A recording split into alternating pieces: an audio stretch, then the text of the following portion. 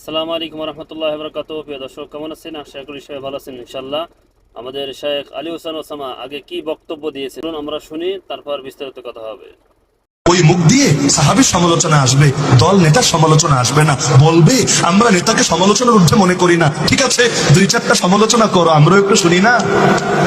এটাই তো চুক্তির কথা। ওসমানের সমালোচনা করলা, শুনলাম। মুআবিয়ার সমালোচনা করলা, শুনলাম। রাদিয়াল্লাহু আজমাইন নেতারা দুইটা চারটা সমালোচনা করো, আমরাও শুনি, আমরাও শিখি। কিন্তু না না, সমালোচনা এখানে করবে না। তবে বুঝেছি নবীর সাহাবীরা মাপকাঠি না, তোমার নেতা মাপকাঠি।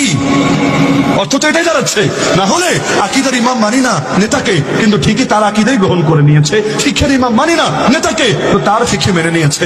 আমি লাস্ট কথা বলি, এরা যতদিন পর্যন্ত ভণ্ডামি না ছাড়বে, রাজনৈতিক ভাবেও জীবনে সফল হতে পারবে। এই বাংলার জমিন যতই ষড়যন্ত্র করা হোক, আলেম ওলামা এই দেওবন্দি ধারার সঙ্গে সম্পর্ক রাখে।